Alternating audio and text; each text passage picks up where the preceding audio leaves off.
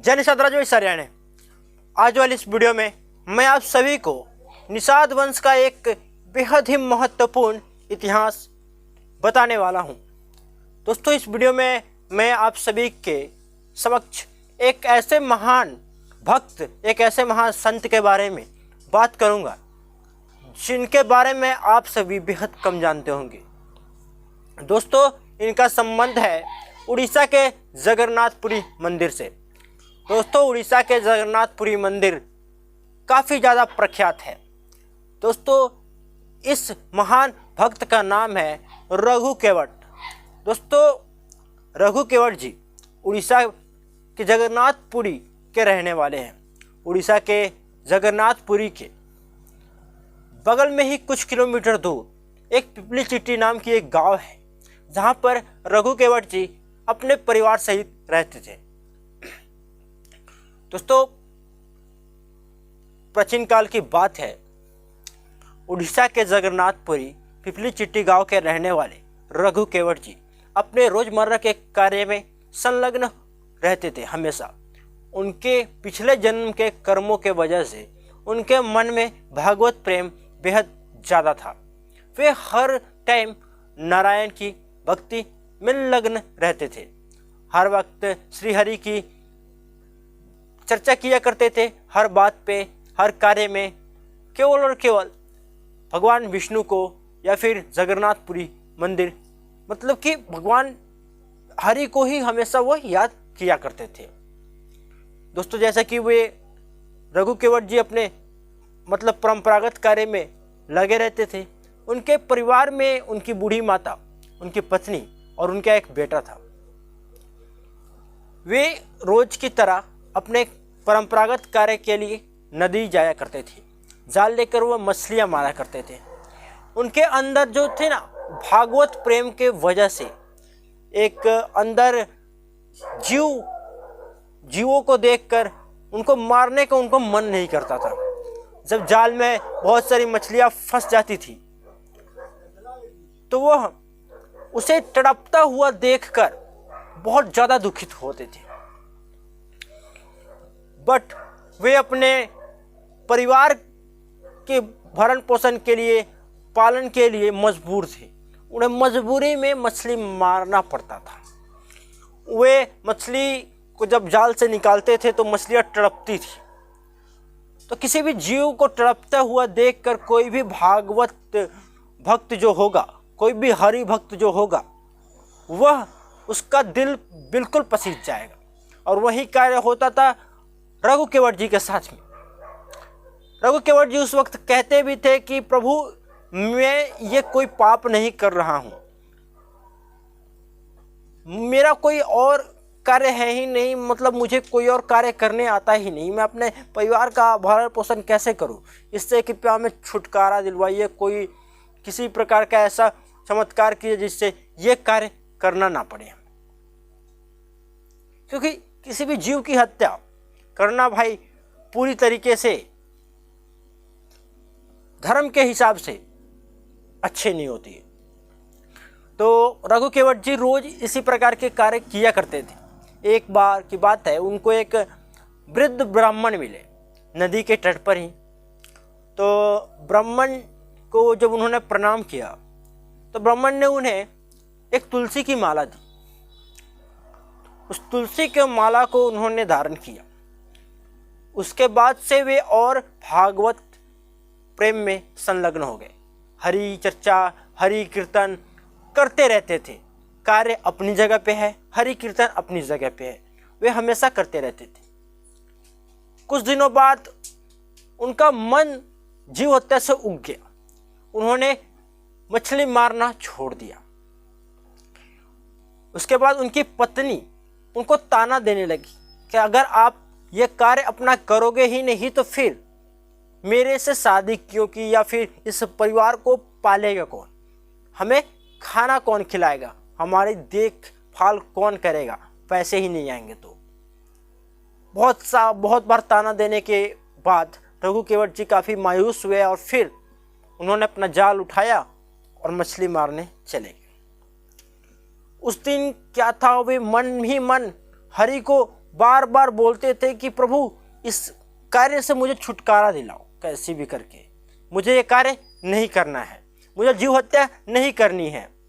उस दिन जब उन्होंने जाल अपना फेंका तो उस जाल में उस दिन बेहद ज़्यादा संख्या में मछलियाँ फंस गई। उसमें एक अद्भुत लाल कलर की मछली भी फंसी थी। जैसे ही उन्होंने जाल खींचा तो सबसे पहला जो नज़र गया उस लाल कलर की मछली पर गया। रघु केवट जी सबसे पहले उसी मछली को उन्होंने निकाला और उसके बाद जैसे ही उस मछली को उन्होंने अपने हाथ में रखा, उस मछली के मुख से आवाज आया कि प्रभु बचाओ बचाओ बचाओ। मतलब इंसानी आवाज, उस मछली के मुख से इंसानी आवाज आया। रघु केवट जी आश्चर्यचकित हो गए। तुरंत उस मछली को लेकर पास के ही ठंडे झरने के पास पहुंचे और उसे उस पानी में छोड़ दिया। पूरी तरीके से आश्चर्यचकित रह गए थे रघु केवट जी। अपनी पूरी मछली को वहां पर छोड़ दिया हुए तुरंत लेकर ठंडे झरने के पास पहुंचे, वहां पर उसे पानी में छोड़ दिया। उस दिन के बाद ना रघु केवट जी और ज़्यादा हरि भक्ति में लग गया और वहाँ से वे घर गए ही नहीं। उस घटना के बाद वे घर गए ही नहीं। उन्होंने ठान लिया कि प्रभु जब तक आप हमें दर्शन नहीं दोगे, जब तक आप हमें दर्शन नहीं दोगे तब तक मैं यहाँ से जाऊँगा ही नहीं, मुझे ये कार्य करना ही नहीं है। मेरा परिवार चाहे मर जाए या कुछ हो, मुझे नहीं जाना है। वो वहीं पे ठंडे झरने के पास में एक शिला पर बैठ गए और हरि कीर्तन करने लगे। धीरे धीरे सब कुछ भूल गए। वे परिवार था नहीं था सब कुछ भूल गए, केवल हरि कीर्तन में लगे रहे। कई दिन बीत गए, लगातार शाम होता, सुबह होता, रात होता, बीतता गया, सारा पहर बीतता गया। कई दिन बीत गए, हरि कीर्तन में वे लगे हैं, बिना खाए पिए लगे हुए। तो एक बार क्या हुआ, रात को 1 या 1:30 बजे के करीब में ब्रह्म मुहूर्त के पहले एक वृद्ध ब्राह्मण उनके पास आता है और उनके पास आने के बाद वो उनसे पूछता है कि क्या कर रहे हो तुम। तो रघु केवट जी कहते हैं कि पहले तो वो उन्हें प्रणाम करते हैं रघु केवट जी, और उसके बाद कहते हैं कि ब्रह्मन देवता आप हमें डिस्टर्ब ना करें, आप हमें परेशान ना करें, मैं श्री हरि की को इंतज़ार कर रहा हूँ उनका दर्शन करने के लिए। जब तक उनका दर्शन नहीं करूँगा तब तक मैं यहाँ से जाऊँगा नहीं।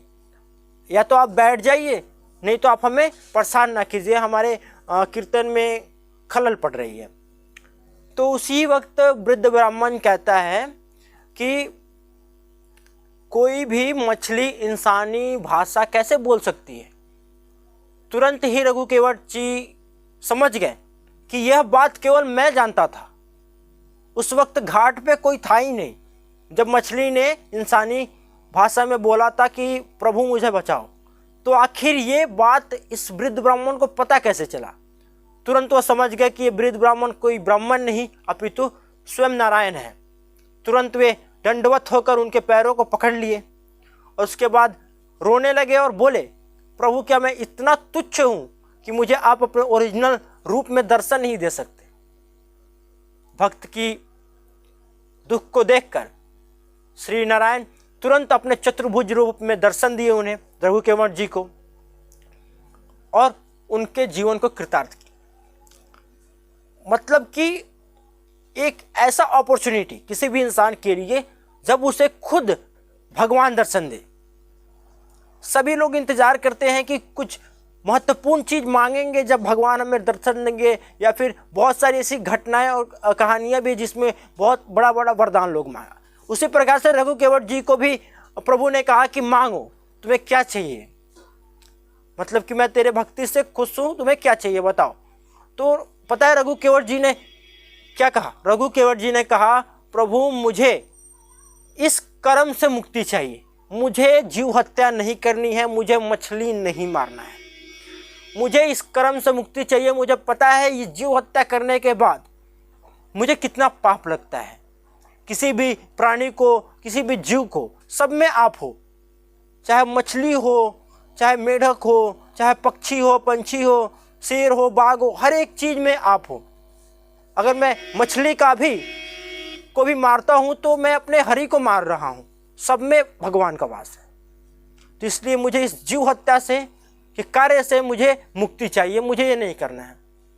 तो प्रभु ने कहा इतनी छोटी सी बात मांग रहे और कुछ मांग लो।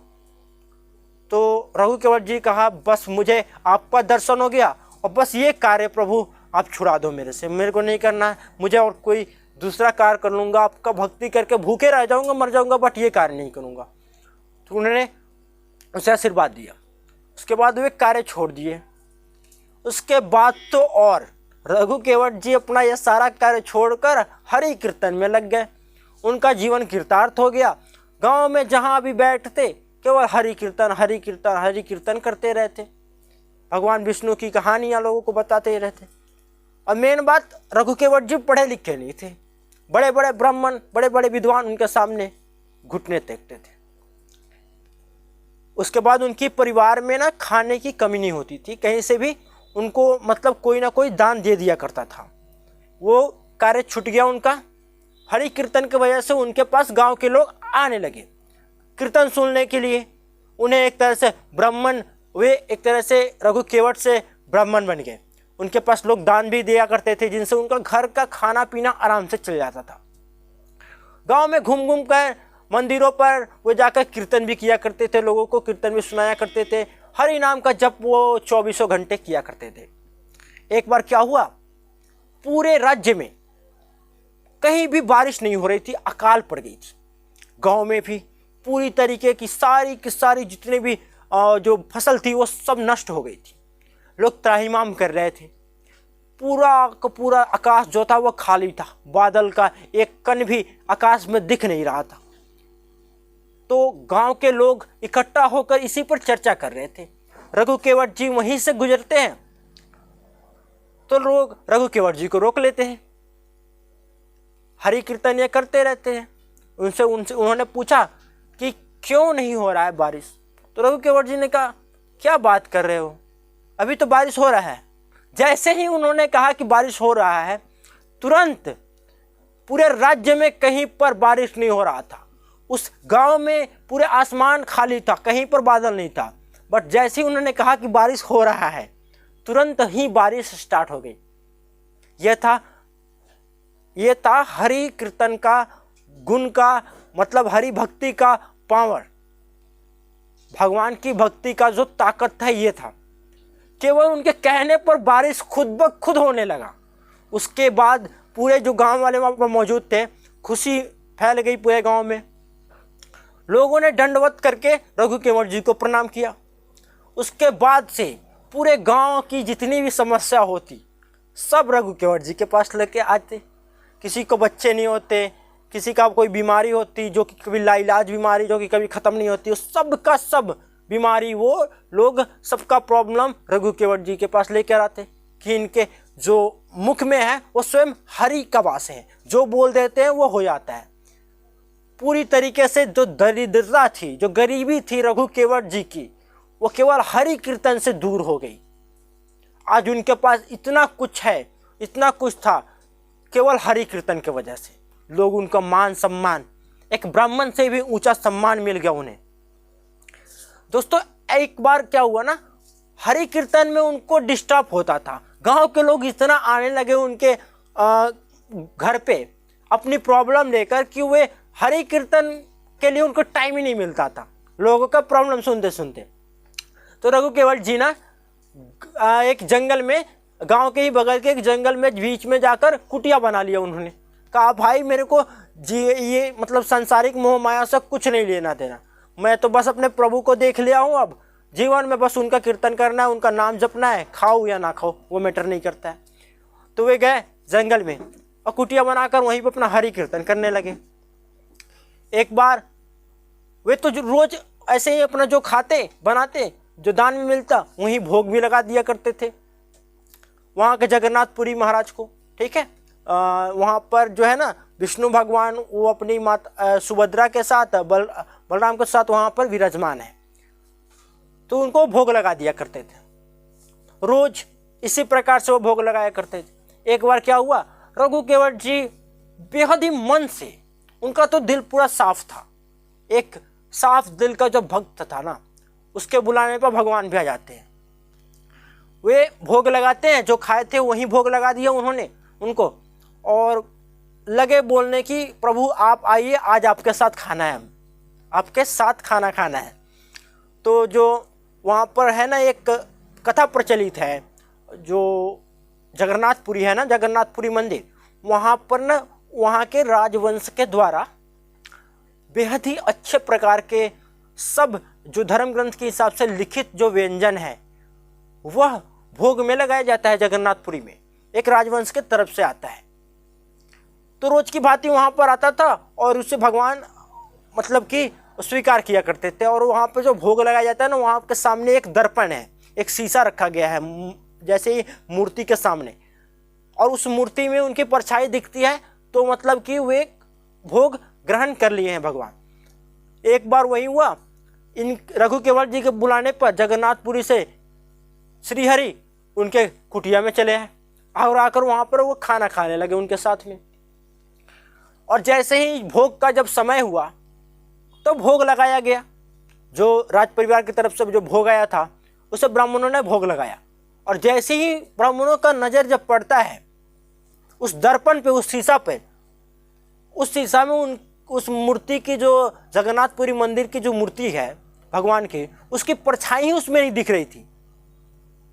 सारे ब्राह्मण आश्चर्यचकित कि शायद भगवान हमसे रूठ गए हैं, हमने कुछ गलती कर दी। तुरंत दौड़ते हुए जो मुख्य पुजारी थे, जो ब्राह्मण थे, वे पहुंचे राजा के पास।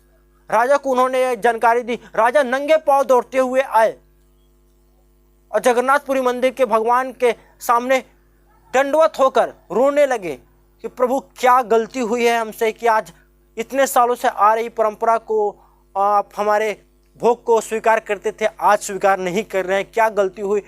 राजा रोते रोते सो गया। वहां पर मैटर कुछ और था, राजा समझ नहीं पा रहा था। जैसे ही राजा रोते रोते सो गए, शाम हो गया, रात हो गया, रात बीत गई। रात में राजा के सपने में प्रभु आते हैं और कहते हैं कि राजन, आपकी कोई गलती नहीं है, मैं तो अपने एक भोले से भक्त के मुंह में फंसा हुआ हूं।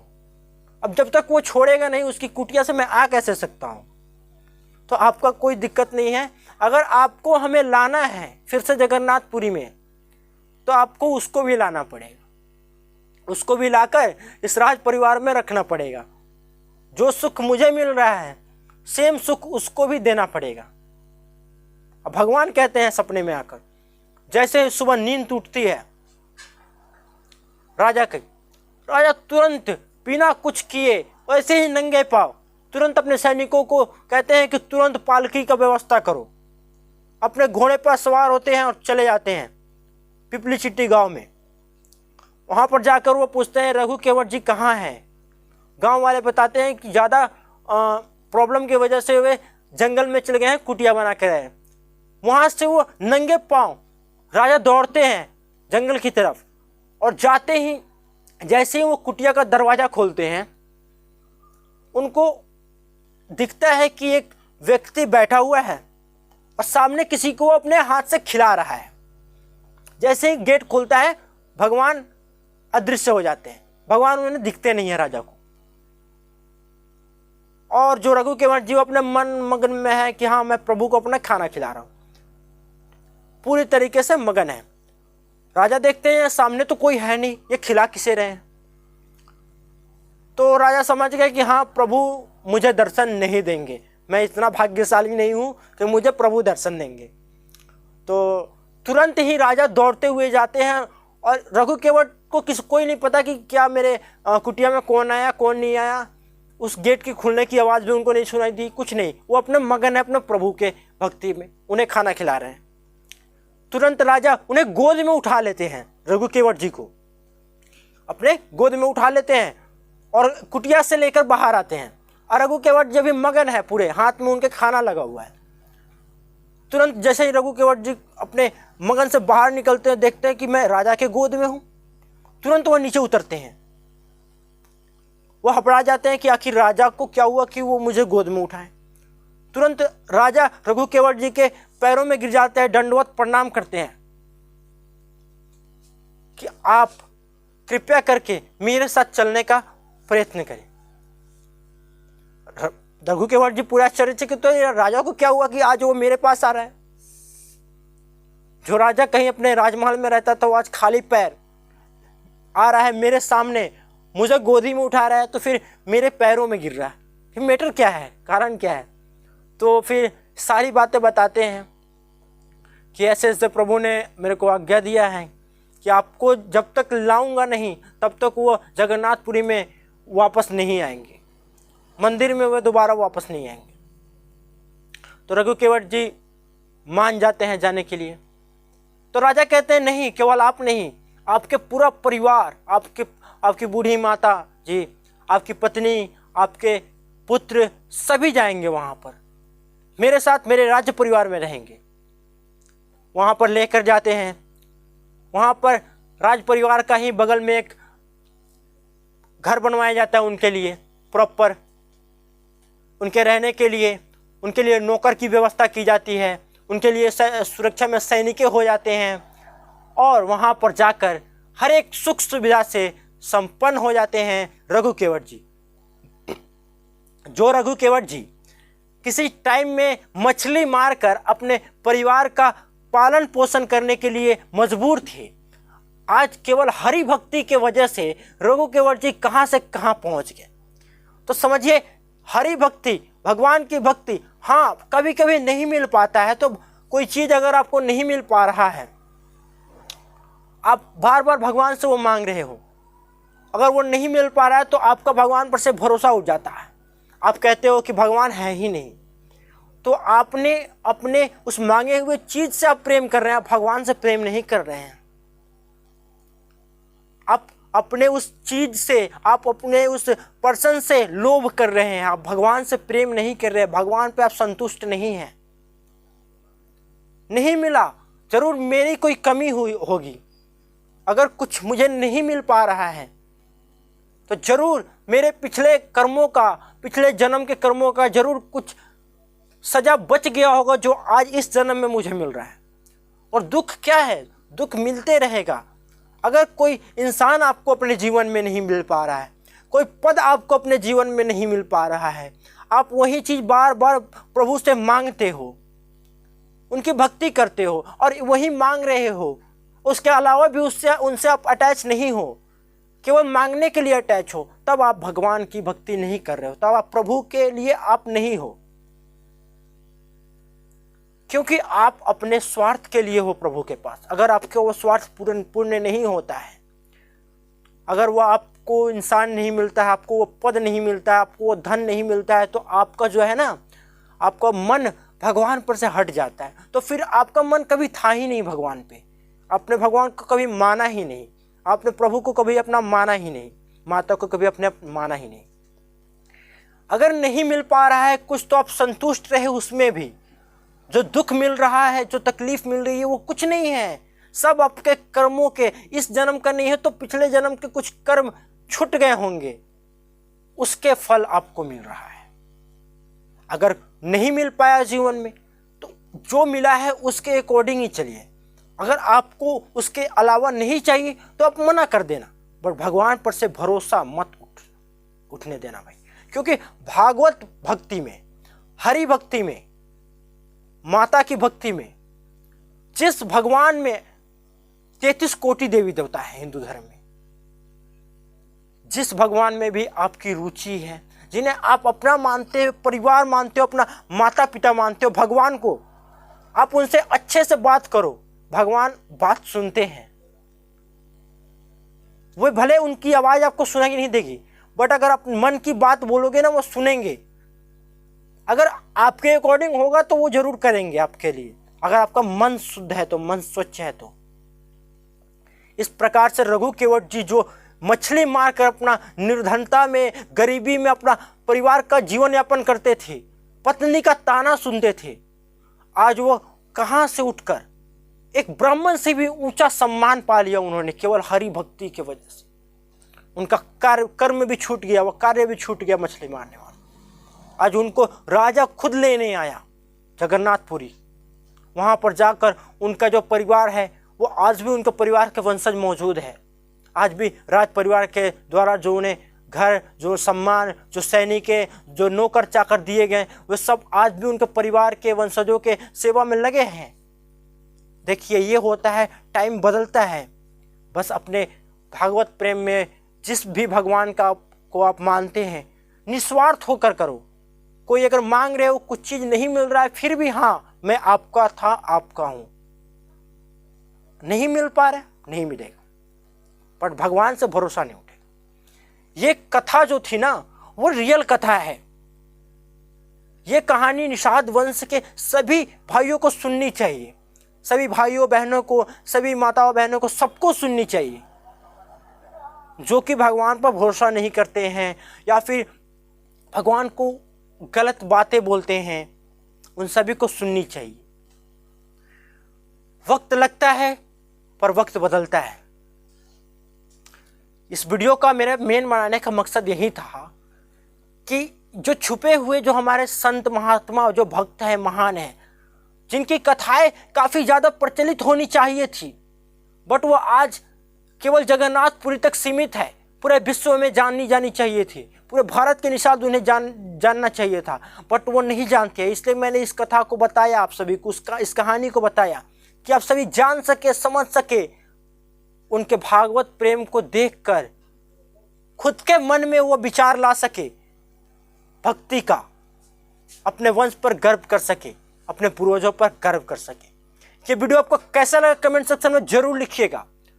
और ऐसे ही निषाद समाज से संबंधित हर प्रकार की इतिहास वाली वीडियोस के लिए, कथा के लिए, कहानी के लिए, मुद्दों के लिए, हर एक प्रकार की वीडियो के लिए इस चैनल को सब्सक्राइब जरूर कर लीजिएगा और इस वीडियो को ज़्यादा से ज़्यादा लोगों के पास शेयर भी कर दीजिएगा। धन्यवाद। जय निषाद राज।